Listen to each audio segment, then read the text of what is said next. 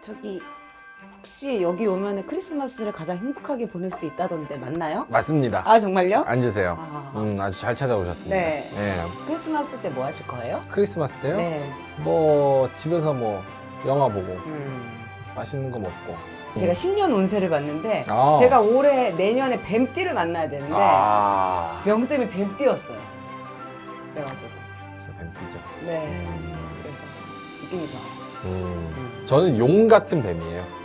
무슨 의미죠? 뛰는 뱀인데 네. 와 개천에서 개천에서 용 났다. 우와 용이다. 드래곤. 잘 옆에 계세요. 네. 그 크리스마스니까 우리 구독자 분들한테 댓글로 우리 그 개커 명민준 채널이나 천보녀 우리 그 프로그램에 바라는 게 좀 있다. 느끼는 거, 뭐 바라는 거, 뭐 원하는 거, 뭘 해줬으면 좋겠다, 뭐가 아쉽다 이런 것들을 좀 적어주시면 저희가 소통을 하면서 세 분께 크리스마스 선물을 드리는 걸로. 어떤 거 무슨 의미인데요? 그건 비밀입니다. 그래요? 네. 감사합니다. 사실 뭐 크리스마스고 뭐고 이렇게 잘 우리가 신나서 얘기를 했지만 지금 경제 상황은 정말 쉽지 않습니다. 전반적으로 이제 경기 침체가 온다라는 얘기가 많고 네. 그게 얼마나 깊게 오래 갈지를 몰라. 그게 문제야. 그렇다 보니까 어제 대통령실 기재부에서 2023 경제 정책 방향 요거를 내놨어요. 자, 연합뉴스 경제 한파 온다. 한파 온대잖아요. 좀 크리스마스라 웃을 때가 아닙니다. 정부 내년 성장률 KDI 한은보다 낮은 1.6% 전망. 근데 이게 1.6%가 외환위기 IMF 이후에 가장 낮은 전망치래. 물가는 심지어 3.5%. 경제 성장률은 2022년에 2.5%로 예측이 됐다면 2023년에는 1.6%. 문제는 뭐냐? 성장률은 낮아졌잖아. 1%대로. 마이너스로 가는 데도 있고. 근데 물가는 몰라. 7%, 8%. 그래서 굉장히 내년도에는 고물가의 저성장인 좀 부담스러운 상황이 이어질 것이다. 취업자가 증가하는 게 2022년에 81만이었으면 내년엔 10만 명. 너무 많이 줄어드는 거 아니에요? 그러니까 소비자 물가도 이렇게 뭐 떨어진다고 하고 경상수지. 우리나라는 뭘로 먹고 사는 나라죠? 수출. 수출. 그럼 경상수지가 굉장히 중요하겠죠. 근데 더 떨어집니다. 이미 벌써 수출 수입으로 봤을 때 수입도 떨어지고 수출도 떨어져요. 그래서 이거는 경상수지기 때문에 수출의 마이너스 폭이 훨씬 커지는 거야. 지금도 이미 벌써 수출이 마이너스입니다. 여기 보이죠? 여기 있네요. 수출 수입 있네요. 그러니까 원래는 항상 우리나라는 몇십 년 동안 수출은 항상 증가를 했어. 100톤, 101톤, 102톤. 항상 그 수출의 증가세가 둔화된 적은 있어도 마이너스로 날아간 적은 거의 없거든요. 근데 마이너스로. 수출 마이너스 4%, 수입은 더 떨어져요. 이렇게 해서 굉장히 안 좋은 상황이 펼쳐진다. 2023 경제정책 방향을 기재부가 내놓으니까 어제 내놨거든요. 그랬더니 오후에 기재부 홈페이지가 마비가 됩니다. 사람들 많이 들어와서? 그 약간 이상하잖아. 이거를 뭐 굳이 궁금해할 이유도 없고 마비될 만큼 그렇게 궁금한가? 악플. 악플. 아니에요? 기재부에 악플 쓰려고. 열받으니까 야 경제 살려라. 어떻게 취업자가 81만이 10만 명이 될 때까지 니네 뭐 했냐 그래가지고 악플 달려고 들어간 거 아니에요? 합리적인 의심이에요. 아니에요. 하지만 그게 아니었습니다. 뭐냐면 요거를 패키지로 발표할 때 플러스로 발표한 게 있어요. 따로 또? 그렇죠. 같이. 부동산. 우리나라는 아까 수출로 먹고 사는 국가라 그랬잖아요. 수출 다음엔 뭘까요? 부동산. 부동산이. 부동산이 침체되면 경제가 아작이 나는 거야. 가계에서 가장 큰 자산이라고 하면 상당 부분의 비중이 부동산을 차지를 해요. 그러니까 부동산 정책에 대한 관심도가 굉장히 그렇지. 기재부가 부동산을 어떻게 살려낼 것이냐. 그거에 대한 사람들의 관심도가 증가하면서 홈페이지가 먹통이 됐습니다. 부동산 규제 완화에 접속자 폭주, 기재부 홈페이지 먹통. 경제정책 방향에 담긴 부동산 규제 완화책 때문인 것으로 보인다. 경제정책 방향에는 다주택자 취득세, 양도세 중과 완화, 네. LTV 30% 허용, 네. 분양권, 입주권, 단기 양도세율 하향 등의 규제 완화 방안이 담겼다. 사실은 이게 용어가 어려운 거지 내용은 어렵진 않아요. 그래서 요거는 잠시 후에 제가 따로 네. 요거를 설명을 뭘 완화시켰는지는 네. 정책은 잠시 후에 제가 쉽게 풀어드리도록 하겠습니다. 그러면 이렇게 온 국민이 부동산에 목을 맬 정도로 우리나라는 진짜 부동산에 미친 나라라는 별명도 또 일각에서는 또 가지고 있잖아요. 그럴 만큼 왜 이렇게 부동산에 목을 매냐. 아까 얘기했다시피 GDP의 상당 부분이 부동산을 차지하고 만약에 우리나라에서 부동산이 조금이라도 삐끗한다. 그럼 어떻게 된다? 나간다. 나라 망한다. 진짜 그냥 나라 망한다. 야. 부동산은 이 나라 정책과 매우 밀접한 연관이 있어요. 근데 강남도 그렇죠. 뭐 서울도 그렇죠. 뭐 분당도 그렇죠. 우리나라는 전반적으로 경제에 붐을 일으킬 때 그 부동산을 가지고 경제 정책으로 나라 정책으로 그 땅값을 막 일으켜서 부를 일으킨 그런 역사가 있기 때문에 그쵸. 부동산 드리븐 경제가 계속 이어져 왔던 거예요. 건설 부동산업은 우리나라 전체 GDP에서 차지하는 비중이 13% 수준이에요. 전체 GDP에서 13% 건설 부동산업은. 여기에 더 관련된 파생산업까지 합치잖아? 훨씬 높아요. 20% 가까이 갑니다.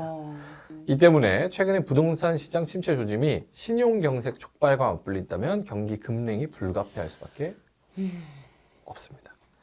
이런 상황이니까 나라에서도 부동산 살리려고 그렇게 영끌해서 집 사라, 뭐해서 집 사라, 어디에 뭐 뉴타운 짓는다 뭐 그런 게 계속 나오는 겁니다. 자, 그럼 부동산은 GDP에 왜 13%나 차지할까? 뭐에 들어가길래?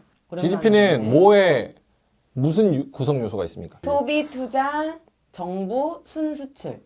정부 순수출, 네. 정부에서 돈 쓰고 뭐 구입하고 이런 것들이 G, 네. government. I는 investment, 기업이 투자하는 거, 네. 민간이.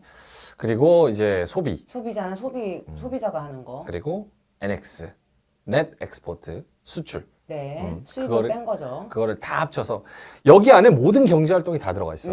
그거를 다 합쳐서 GDP라고 합니다. 여기에서 파생되는 경제 활동을 다 합치잖아. 이 순수출 빼고는 부동산이 여기 다 들어가. 다 들어가는구나. 일단 C 같은 경우는 부의 효과라고 들어봤어요? 네. 부의 효과는 내가 부동산이 5억짜리를 샀어요. 근데 갑자기 집이 막 미친 듯이 올라서 10억이 됐어. 나 부자 됐다. 갑자기 20억이 됐어. 그럼 무슨 생각을 하냐면 포르쉐를 뽑을 생각을 합니다. 내가 5억을 넣어서 20억이 됐으니까 포르쉐 1억짜리 하나 정도는 괜찮잖아. 그렇게 내가 가진 자산이 실제로 내가 처분해서 이득을 얻진 않았지만 내가 가진 자산의 가격이 뻥튀기 돼서 막 올라가서 내 소비 욕구가 늘어나는 걸 부의 효과라 그래요. 근데 부의 효과가 일어나면 부동산 가격이 오른다면 부의 효과에 근거한다면 네. 소비가 늘어납니다. 그쵸. 많은 소비가 늘어나요. 그러면서 GDP, C에 들어갈 수 있습니다.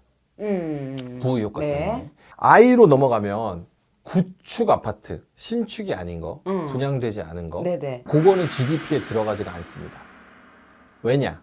신축 아파트만 지어서 누군가한테 팔았을 때 네. 5억에 팔았잖아? 네. 그러면은 그 가치를 이미 GDP에서 인정을 받는 거야. 네네네. 이미 벌써. 네네네. 그리고 그 가치는 작가님이 뭐 다른 사람한테 팔면 그 가치는 5억에 팔았는데 5억을 10번 돌린다고 50억 되는 게 아니잖아. 그쵸. 실제로. 5억의 가치는 그대로잖아. 그래서 GDP의 I 요 부분에는 신축, 빌라, 아파트, 부동산, 건물 요 신축들이 들어간다. 그럼 GDP에 당연히 들어가죠. 그러면 요 기업들이 저거를 지으려고 건설기계, 인프라 이런 걸 또 투자할 거 아니에요. 그게 또 I에 들어갑니다. 건설기계 그렇구나. 등등. 그래서 이제 부동산과 건설업이 GDP에 굉장히 많은 구성 요소. 그럼 G는 어디에 들었냐? 정부 구입, 정부 세수 어디에 들어가겠어? 이거는 바로 각종 세금이다 이 말이야. 세금. 한국의 GDP 대비 자산세 OECD 1위입니다. 부동산 자산세 상승률도 최고치. 우리나라 부동산만 가지고 있어도 내는 세금이 어마어마합니다. 취득세 인지세 내야 되죠. 네. 취득세 내야 되죠. 종부세 내야 되죠. 네. 재산세 내야 되죠. 양도세 내야 되죠. 지방소득세 내야 되죠. 한국의 부동산 관련 세금이 GDP 대비 자산세 비율이 4%에 육박한다는 분석이 나온다. 전체 GDP의 4%가 이 세금이라는 거야. 부동산 관련 세금. OECD 국가 중에 가장 높은 수준이래. 대한민국은 부동산 천국. 부동산이 움직이는 나라다. 그렇게 봐야 됩니다. 그러니까 저렇게 홈페이지까지 마비가 되지. 그래서 이런 부동산이 위기면 안 돼서 우리나라가 막 이렇게 정부에서 나서서 막 정책도 내놓고 하잖아요. 네. 우리나라랑 비슷하게 좀 위기를 겪고 있는 나라가 또 있습니다. 어디예요? 뭘까요? 일본? 중국. 중국 경제에서 부동산의 비중은 단순 부동산 매매, 설계, 시공을 포함한 건축 등등등등 인테리어 모든 산업을 합한 부동산 규모는 중국의 GDP의 무려 30%. 그리고 가계 자산 구성도 부동산 비율이 75%. 그러니까 어떤 문제가 발생해? 부동산에 문제가 생기면 가계가 제대로 못 들어갑니다. 이게 지금 내가 중국 예를 들고 있지만 이거 우리나라랑 똑같은 겁니다. 그럼 전체적으로 소비가 위축돼. 그래서 중국의 이런 지금 상황, 우리나라가 그대로 따라갈 수 있다. 만약에 중국에서 뭐가 하나 터진다면 부동산입니다. 그리고 중국에서 그게 터지면 중국 경제 망하죠? 그럼 우리나라가 제일 수출 많이 하는 나라 어디입니까? 중국. 그럼 우리나라도 역시나 수출에 타격을 받을 수밖에 없죠. 그런 연관관계가 있습니다. 자, 그러면 이번에 정부가 특단의 대책을 뭐 내놓는다고 해가지고 내놨는데 사실상 전반적인 그런 뭐 뉘앙스나 강도로 보면 그냥 카드를 쓴 거예요. 아직 나올 게 더 많기는 많습니다. 근데 일단은 집값이 떨어지고 사람들이 불안해하니까 일단은 내놓은 거예요. 앞으로 더 계속 나와요, 정책이? 계속 나와요. 2년에 걸쳐서 나옵니다. 계속. 집값은 계속 떨어져요. 근데 이제 떨어지는 거는 막을 수는 없어요. 집값이. 근데 그 떨어지는 속도를 좀 조절하기 위해서 계속 저런 카드들을 던지는 거죠. 자, 그래서 아까 작가님이 모른다고 얘기한 그 완화책들 네. 볼게요. 모르는 거 그냥 다 얘기해요. 그냥 편하게 물어봐요. 아니, 편하게 물어보면 모른다고 자꾸 뭐라 그러잖아요. 안 그렇게. 자, 여러분 이제부터는 부동산 채널이에요. 나가실 분 나가세요. 아. 이제 나가실 분 나가요. 자, 완화책. 다주택자 중과세 3종 세트가 있어요. 중과세는 뭔지 알아요? 아니요. 중과세 몰라요? 네. 하나가 아니고 겹겹이 과세를 그 매긴다. 뜻 아니에요. 저 중은 중형할 때 중형이에요. 중하다, 무겁다. 뭐 예를 들어서 내가 요트를 사, 호화 요트. 거기에 중과세 들어갑니다. 알아들었어요. 요트까지 설명 안 해도 알아들었어. 그래서 징벌적 과세. 중과세 3종 세트가 있었어요. 문재인 정부 때는 집값을 잡기 위해서 다주택자에 대해 징벌적 의미의 중과를 매겼어요. 그게 뭐냐? 종부세, 종합부동산세, 네. 취득세. 네. 부동산을 살 때 취득하는 그때도 돈을 내야 돼. 네. 네. 그리고 양도세, 네. 양도소득세. 네. 이거 세 개를 세게 매겼어, 다주택자한테. 너 집 많지? 너 이걸로 투기하려는 거지? 그러면서 이거 세게 매겼단 말이야. 근데 이거를 좀 완화시켜준다는 겁니다. 취득세는 어떻게 완화를 시켜주냐? 원래는 내가 집이 한 채가 있어. 네. 근데 반포자리를 25평을 추가로 매입, 20억짜리를 추가로 매입한다고 하면 취득세율 8% 하기 때문에 2억 6천만 원 정도를 내야 됐었대요. 이번에 정부 방침대로라면 3%가 돼서 1억. 엄청 그래도 큰 거네. 그럼 2억 1억 7천만에서 1억이니까 엄청 많이 많이 줄었구만. 주는 거지. 요게 이제 취득세 완화해 주는 거죠. 그리고 양도세. 양도소득세 중과 배제가 연장된다면 양도세 부담도 줄어든다. 조정지역의 이주택자. 조정지역 알죠? 네. 조정지역은 사실 수도권은 대부분 다 조정지역입니다. 네. 여기에 두 채 가지고 있는 사람이 15억 원에 매입해서 2년 이상 보유한 마레프, 마포 네. 레미안 푸르지오를 17억 원에 팔고 네. 1주택자가 된다. 간단하게 두 채 있는데 한 채는 마레프야. 네. 근데 15억에 사서 17억에 팔았어. 네. 그러면 원래 중과세를 적용하면 5천만 원 정도 세금을 냈어야 돼. 이 중과 배제가 되면은 훨씬 줄어든 절반 정도, 2천만 원. 요 정도면은 더 3천만 원 정도 내면 되네. 요 정도면은 또 실제로 좀 이게 더 가격이 양도 차익이 크면 클수록 이게 더 많이 와닿겠죠. 그러니까 사실상 지금 무언가를 부동산 시장을 움직일 수 있는 거는 실거주하고 있는 한 1주택자가 아니고 그치. 다주택자야. 그렇지. 그러니까 저 사람들을 좀 풀어줘서 그렇지. 지금은 집을 내놔도 받아줄 사람이 없어서 문제거든. 근데 저 사람들은 돈이 있는 사람들이거든. 그러니까 세금을 해서 달래면서 해줄 테니까 조금. 오늘 와라. 했던 내용 중에 제일 재밌는 포인트였어요. 뭐야. 지금 내용이. 앞에 제일 재밌었는데. 왜냐면 그게 약간 의문이었던 게 지금 다주택자를 위한 세금 정책이 먼저 나왔잖아요. 그러니까 저는 왜 1주택자에 대한 세금 정책보다 이 다주택자가 더 중요하지라는 의문을 계속 갖고 있었는데 지금 말씀을 들어보니까 집이 하나인 사람은 지금 굳이 움직일 어떤 필요성이 없는 거지. 전혀. 이렇게 불안한 시장에서. 전혀.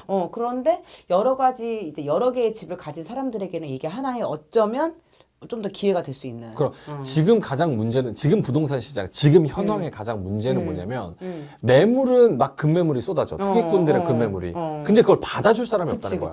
그치. 그러니까 이 사람들을 받아줄 사람들의 당근이 필요한 거야. 근데 받아줄 사람들은 대부분 돈이 있는 사람들이고 그 사람들은 다주택자예요. 근데 예전에는 다주택자면은 그냥 주홍 글씨 딱 찍어가지고 너희 그치. 투기꾼 새끼 이거 이렇게 해버렸잖아. 근데 그거를 좀 완화시켜준다는 겁니다. 자, 그리고 아까 얘기했던 종부세, 종합부동산세. 이것도 네. 부자들 다주택자한테 매기는 거잖아요. 종부세. 네. 종부세가 몇 억 이상을 가진 사람이에요? 명확하지가 않습니다. 찾아보겠습니다. 자, 종부세율 요약표 일반 2주택 이하. 그러니까 한 채나 두 채 가지고 있는 사람. 과세 표준은 이렇게 됩니다. 그러니까 두 채 가지고 있으면 공시지가가 12억이야. 그럼 1.2% 해가지고 돈을 내는 거지. 양도세 부담도 줄어들고 취득세도 좀 줄어들고 그리고 종부세는 좀 그것도 부자들이 내는 세금이잖아요. 다주택자가. 그거는 지금 논의하고 있어요. 네. 그래서 금년 안에 원래 통과시킨다 그랬는데 내년까지 좀 가봐야지 알 것 같고 어쨌든 완화되는 쪽으로 지금 자리를 네. 좀 잡을 것 같습니다. 사실 이것도 지금 통과해서 국회 법을 넘어야 돼요. 요거 지금 전체가. 근데 이렇게 하겠다는 거고, 뭐, 여야 합의가 되면은, 사실 근데 그쪽에서도, 이제 야당 쪽에서도 안 들어줄 수는 없어. 왜냐면 부동산이 너무 많이 하락하고 있으니까 안 들어줄 수는 없는 그런 상황입니다. 자, 그리고 마지막으로. 다주택자, 또 다주택자법이에요. 네. 대출 규제 완화. 현재 규제 지역에서 다주택자는 돈을 빌릴 수가 없었어요. 수도권은 내가 집이 2개, 3개가 있으면 내가 가서 나 요 지역에 또 집 사고 싶어. 은행한테 돈 빌려주세요. 이러면 안 빌려줬습니다. 근데 그거를 30%까지는 LTV를 허용하기로 했다. LTV 뭡니까? 주택담보 인정 비율. 그러니까 뭐예요? 집의 기준으로 여기 대출 받는 오, 맞아요. 비율? 맞아요. Loan to value. loan to value예요. loan to value. 론은 이제 대출 빌려주는 네. 거, 돈 빌려주는 론, 머니론 할 때 론, 그 론이다. 네. 나는 그래서 론스타가 이슈가 있었잖아. 난 진짜 그 론스타인 줄 알았어. 근데 그게 아니더라고. 그것도 몰랐어요. 뭔데요? 기본이지 RON이잖아요. RON. 아니에요? RON? 네, 론스타의 론은 RON. LTV의 L은 미쳐버리겠다, 론은 내가 진짜. LOAN. 론스타의 론은 RON 아니에요? 론스타입니다. 전 이 론스타 말한 거 아닌데. 그럼요. 제가 말하는 론스타는 RON 스타라는 데가 이게 있어요. 뭐예요? 나오잖아요. 카지노인데요? 나 그래서 요 론이 대출한다 론인 줄 알았거든. 그러니까 그렇게 생각되는데. 근데 론스타라. 론리할 때 론이네. 론리할 때 론이에요. 자, 그리고 현재 50%까지 적용되는 무주택자의 규제 지역 LTV. 그러니까 집은 없어. 네. 근데 규제 지역에 집을 사고 싶어요. 네. 은행한테 가면 50%밖에 안 해줍니다. 대출을. 10억짜리 집 사려면 5억밖에 안 해줘. 근데 지금 그거를 좀 조정하는 방안을 고민을 하고 있다고요? 예전에 몇 년 전만 해도 70%, 80%는 그래도 집 살 때 나왔는데 아니에요? 호주는 90%, 95%까지 나왔을걸요? 근데 진짜 궁금한 게 나왔어요. 이렇게 지금 발표를 했잖아요, 대책을. 이게 진짜 실효성이 있을까? 어때요? 영쌤이 보기에는? 나쁘게 말하면 언발의 오줌누기예요. 왜냐면 가장 근본적인 이유는 미국이 금리를 올려서 우리나라가 따라갈 수밖에 없는 이 고금리가 장기간 유지되는 구조가 핵심이거든요. 그러니까 근본적으로 그게 해결이 되지 않는 상황에서 정부가 할 수 있는 최선을 다 하는 거고, 저렇게 집값이 떨어지는 거, 아까 부동산이 우리나라 경제 중요하다고 그랬잖아요. 네. 저렇게 부동산 집값이 떨어지는 거를 좀 막아줘야 건설 기업들이 계속 부동산을 짓고 그걸 또 계속 팔고 이렇게 할 수 있기 때문에 실효성이 뭐 얼마나 있다 이렇게 딱 계량적으로 얘기하기보다는 할 수 있는 최선을 다하고 있는 거다. 최선은 맞다. 그래도 할 그치. 수 있는. 자, 오케이. 자, 부동산 시장이 지금 굉장히 어려운 상황인데 내년에 이게 고비예요. 내년하고 내후년이 고비입니다. 근데 내년이 진짜 고비예요. 내년은 진짜 잘 버텨내야 됩니다. 내후년도 고비인 거예요, 지금?